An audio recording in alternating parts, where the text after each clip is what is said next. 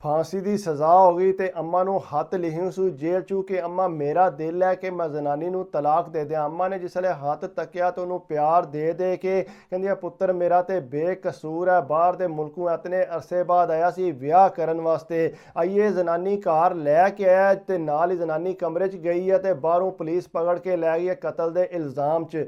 अम्मा ने आख्या कि मैं आपू जाके पुत्र नाल मिलनी है, इंशाअल्लाह तू बाहर आ जाएगा मेरा पुत्र, ना तू फिक्र कर। अगू जनानी आंदी है कि हाला मवी तुहाडे नाल जाना। आख्या पुत्र पहला मैनू मिल के आवन दे, फिर बाद मैं तैनू भी लै जाऊंगी। जिसले अम्मा गई उत्थे जेल च जाके पुत्र नूं मिली तो पुत्र भी रो रो के ते अम्मा भी रो रो के उन्हें आख्या पुत्र एडे अरसे बाद बाहरों आया से, आउंदियां साह जिहड़ा तैनू पुलिस पकड़ के लैंदा, अगू फांसी की सज़ा भी हो गई है। कहंदा अम्मा दस मेरा के कसूर है, मैं तो कदे मक्खी भी नहीं मारी ते पुलिस वाले आंदे ने कि तू कतल कीते है। कहंदे पुत्र छड्ड सारियां गल्लां नूं, मैं बड़ी दुआ भी करनी है, इंशाअल्लाह मेरा पुत्र जिहड़ा बेकसूर है बाहर आ जाएगा। उन्हें आख्या अम्मा हुण कित्थों मैं बाहर आवना है, हुण मैनू फांसी की सज़ा हो गई है, हुण जिहड़ा मैं तुहाडे तो दूर ही हाँ। तो मैं इस वास्ते तुहानूं हथ लिखिया कि बेचारी वो क्यों बैठी रहे, मेरा इंतज़ार करती रहे, इस वास्ते उन्होंने मैं तलाक दियाँ तो वह वेली हो जे।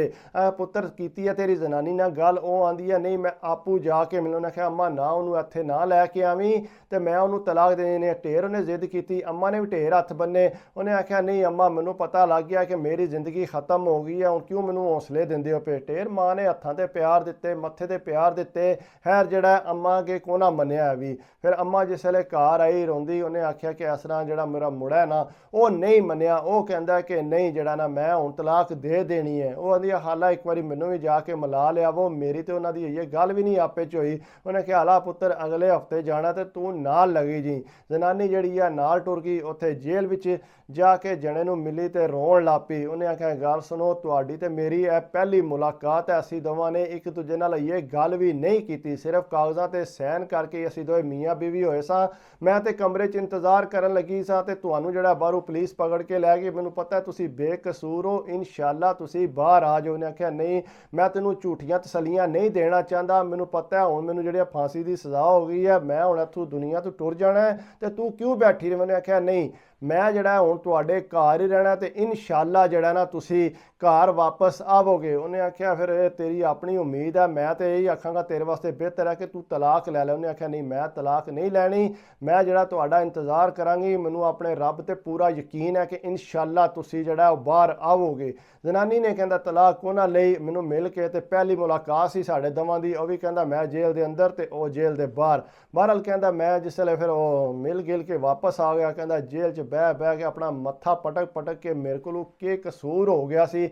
मैं तो इस तरह का है ही ना ही कदे किसी की कदे मैं कोई गुस्ताखी की है ना कोई गलती की है, फिर मैनूं पता नहीं क्यों सज़ा मिल गई है। बहरहाल कहंदा मैं जिहड़ा वो इंतज़ार करन लग पिया मैनूं किस टाइम फांसी होनी है, लेकिन कहंदा मैनूं नहीं सी पता। कहंदा असल वजह यह बनी सी कि मेरा यार जिहड़ा ना सरबाला कहंदा बहुत ज़्यादा प्यार सी मेरा ते ओहदा। कहंदा मैं बाहर भी सा ते अक्सर उहदे वास्ते कोई ना कोई चीज़ां टोरदा ही रहिंदा सा, कोई ना कोई गिफ्ट। कहंदा जिहड़ी मेरी मंगेतर है जिहदे नाल मेरी शादी होनी सी, कहंदा ये अम्मा ना अक्सर उत्थे जांदा रहिंदा सी, नाल जिहड़ा वो कोई ना कोई काम हुंदा सी, गड्डी ये ही चलांदा सी। बहरहाल कहंदा जिसले मेरी शादी सी तो मैं इनू टोरिया सी कि अम्मारा नाल जा जाके शॉपिंग शूपिंग सारी कर ते ये जिहड़ी तेरे जिम्मे है। कहंदा वो ही करदा रहा सारी शॉपिंग शूपिंग जो भी करनी सी नाल हो के। कहंदा मैं जिसले वापस आया इत्थे पाकिस्तान ते शादी वास्ते नाल मेरे जिस तरह के मैं कपड़े पाए सी इस तरह के इन्हें कपड़े पाए सी। कहंदा इक्को दोए इक्को जे तैयार होए सां। कहंदा सारे आदत इंज लगदा तुसीं दोए भरा हो।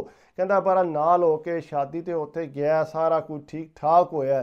कहंदा जिस वेले मैं घर वापस आया, कहंदा वापस वो भी साडे कोल ही जिहड़ा उत्थे बैठा रहा, सारे बैठे सां, सारी फैमिली जिहड़ा नाल हो के शुगल मेला लगा रहा। कहंदा नाल ही उठ के कहंदा मैं चला घर। कहंदा जितनी देर नूं उठ के घर गया, कहंदा जाके ये कहंदा बिल्कुल सामने उन्हां दा घर है, कहंदा कि अगे पिछे भी नहीं है साडा, कहंदा ते उन्हां दा एक आमने सामने बूह है।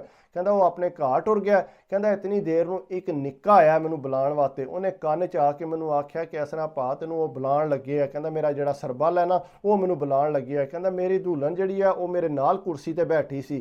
कहंदा मैं जिहड़ा ना उठ के ना, कहंदा ज़ाहिर गल है यार दोस्त आया। कहंदा मैं उठ के जिहड़ा ना जिसले उधर गया, कहंदा वो बैठक का उधर दरवाज़ा खुलिया सी। कहंदा अक्सर असीं उहदी बैठक जाके बहिंदे सां। कहंदा जिवें बैठक का दरवाज़ा खोल के मैं अंदर वड़िया, जाके देखिया तो उहदी अम्मा भी जिहड़ा उहनूं भी कतल होई ते आपू भी वो कतल होया। ते कहंदा वो जिहड़ा ना खूनो खून होए ते कहंदा किसी ने चंगियां डाढ़ियां छुरियां मारियां। ਕਹਿੰਦਾ ਬਹਰਹਾਲ ਮੈਂ ਉਹਨੂੰ ਹੱਥ ਲਾ ਬੈਠਿਆ ਸਾਂ। ਕਹਿੰਦਾ ਜਿਸ ਵੇਲੇ ਮੈਂ ਬਾਹਰ ਆ ਰੋਲਾ ਪਾਇਆ ਕਿ ਇਸ ਤਰ੍ਹਾਂ ਜਿਹੜਾ ਇਹ ਕਤਲ ਹੋ ਗਏ ਨੇ, ਕਹਿੰਦਾ ਮਹੱਲੇ ਵਾਲੇ ਸਾਰੇ ਅਗਲੇ ਪਿਛਲੇ ਇਕੱਠੇ ਹੋ ਗਏ। ਕਹਿੰਦਾ ਮੇਰੇ ਜਿਹੜਾ ਨਾ ਉਹ ਕੱਪੜਿਆਂ ਛਪੜਿਆਂ ਦੇ ਜਿਹੜਾ ਨਾ ਹੋਣ ਲੱਗੇ ਆ ਸੀ। ਕਹਿੰਦਾ ਮੈਂ ਜਿਹੜਾ ਅੱਗੋਂ ਵੱਖਰਾ ਪਰੇਸ਼ਾਨ ਹੋ ਗਿਆ ਕਿ ਵੇਲੇ ਇਹ ਕੀ ਬਣ ਗਿਆ। ਕਹਿੰਦਾ ਬਹਰਹਾਲ ਬੰਦਿਆਂ ਨੇ ਸਾਰਿਆਂ ਨੂੰ ਆਖਿਆ ਪੁਲਿਸ ਨੂੰ ਬੁਲਾਓ, ਪੁਲਿਸ ਨੂੰ। ਕਹਿੰਦਾ ਮੰਮੀ ਉੱਥੇ ਹੀ ਖਲੋਤੇ ਸਾਂ। ਕਹਿੰਦਾ ਪੁਲਿਸ ਤਕਰੀਬਨ ਅੱਧੇ ਕੁ ਘੰਟੇ ਬਾਅਦ ਆਈ, ਜਿਹਦਾ 4-5 ਬੰਦੇ ਸੀ ਪੁਲਿਸ ਵਾਲੇ। ਕਹਿੰਦਾ ਅੰਦਰ ਵੜ ਕੇ ਕਹਿੰਦਾ ਪਿੱਛੇ ਹਟ ਜਾਓ ਜੀ। ਕਹਿੰਦਾ ਸਾਰੇ ਜਿਹੜਾ ਨਾ ਉਹ ਤੱਕਣ ਸੁਣਨ ਲੱਗ ਪਏ ਤੇ ਉਹਨਾਂ ਆਖਿਆ ਜੀ ਬੜਾ ਬੇਦਰਦੀ ਨਾਲ ਇਹਨਾਂ ਦੋਵਾਂ ਨੂੰ ਮਾਰਿਆ ਗਿਆ। ਕਹਿੰਦਾ ਉਹ ਜਿਹੜਾ ਨਾ ਅੱਗੂ ਜਿਹੜਾ ਪੁਲਿਸ ਵਾਲੇ ਤੱਕ ਸੁਣ ਕੇ ਨਾ ਅੱਗੂ ਪਿੱਛੂ ਪੁੱਛਣ ਲੱਗ ਪਏ ਕਿ ਤੁਹਾਨੂੰ ਕਿਹਦੇ ਤੇ ਸ਼ੱਕ ਹੈ। ਕਹਿੰਦਾ ਇੱਕ ਬਜ਼ੁਰਗ ਨੇ ਸਾਡੇ ਹੀ ਜਿਹੜਾ ਮਹੱਲੇ ਦੇ, ਕਹਿੰਦਾ ਉਹਨਾਂ ਨਾਲ ਸਾਡੀ ਕਿਹੜੇ ਪੁਰਾਣੀ ਕੋ ਹੋਈ ਸੀ ਗੱਲਬਾਤ। ਉਹ ਆਂਦੇ ਨੇ ਜੀ ਇਹ ਮੁੰਡਾ ਜਿਹੜਾ ਨਾ ਇਹ ਹੀ ਸੀ ਇੱਥੇ, ਹੋਰ ਕੋਈ ਬੰਦਾ ਨਹੀਂ ਸੀ। ਤੇ ਕਿਉਂਕਿ ਇਹ ਬੱਚੇ ਨੇ ਜਿਹੜਾ ਇਹਨੂੰ ਬੁਲਾ ਕੇ ਲਿਆਂਦਾ ਹੈ ਤੇ ਸਾਰਾ ਜਿਹੜਾ ਨਾ ਇਹਦਾ ਹੀ ਕਰਤਾ ਦਰਤਾ ਹੈ। ਉਹ ਕਹਿੰਦਾ ਅੱਗੂ ਜਿਸ ਵੇਲੇ ਉਹਨਾਂ ਇਹ ਆਖਿਆ, ਉਹਨਾਂ ਆਖਿਆ ਚਾਚਾ ਕਿਸ ਤਰ੍ਹਾਂ ਦੀਆਂ ਗੱਲ ਪੇ ਕਰਦੇ ਹੋ, ਮੈਂ ਇਸ ਤਰ੍ਹਾਂ ਕਿਉਂ ਕਰ ਸਕਣਾ। ਉਹਨਾਂ ਆਖਿਆ ਨਾ ਪੁੱਤਰ ਇਹ ਤੂੰ ਹੀ ਕੀਤਾ। ਕਹਿੰਦਾ ਬਹਰਹਾਲ ਪੁਲਿਸ ਨੇ ਮੈਨੂੰ ਨਾ ਉੱਥੋਂ ਹੀ ਮੈਂ ਕਹਿੰਦਾ ਘਰ ਹੀ ਸਾਂ, ਘਰੋਂ ਮੈਨੂੰ ਗਲਮੀ ਫੜਿਆ ਤੇ ਫੜ ਕੇ ਉਹ ਲੈ ਗਏ। ਕਹਿੰਦਾ ਜਿਸ ਵੇਲੇ ਲੈ ਕੇ ਗਏ, ਕਹਿੰਦਾ ਅੱਗੂ ਜਿਹੜਾ ਉਹਨਾਂ ਸਾਰੇ ਅੱਗੂ ਪਿੱਛੋਂ ਪਤਾ ਕਰਾਇਆ, ਲੇਕਿਨ ਉਹ ਕਹਿੰਦਾ ਕੋਈ ਸਬੂਤ ਨਾ ਲੱਭਾ। ਕਹਿੰਦਾ ਉਹਨਾਂ ਆਖਿਆ ਕਿ ਕਾਤਲ ਤੂੰ ਹੀ ਹੈ। ਕਹਿੰਦਾ ਮੈਨੂੰ ਫਿਰ ਉਹਨਾਂ ਜਿਹੜਾ ਫਾਂਸੀ ਦੀ ਸਜ਼ਾ ਦੇ ਦਿੱਤੀ। ਕਹਿੰਦਾ ਮੈਂ ਫਿਰ ਹੁਣ ਜੇਲ੍ਹ ਵਿੱਚ ਸਾਂ। ਕਹਿੰਦਾ ਜੇਲ੍ਹ ਸਾਂ, ਮੈਨੂੰ ਤਾਂ ਪਤਾ ਸੀ ਕਿ ਮੈਂ ਬੇਕਸੂਰ ਹਾਂ, 2 ਕਤਲਾਂ ਦੇ ਇਲਜ਼ਾਮ 'ਚ ਮੈਂ ਇੱਥੇ ਜੇਲ੍ਹ 'ਚ ਆ ਗਿਆ ਸਾਂ।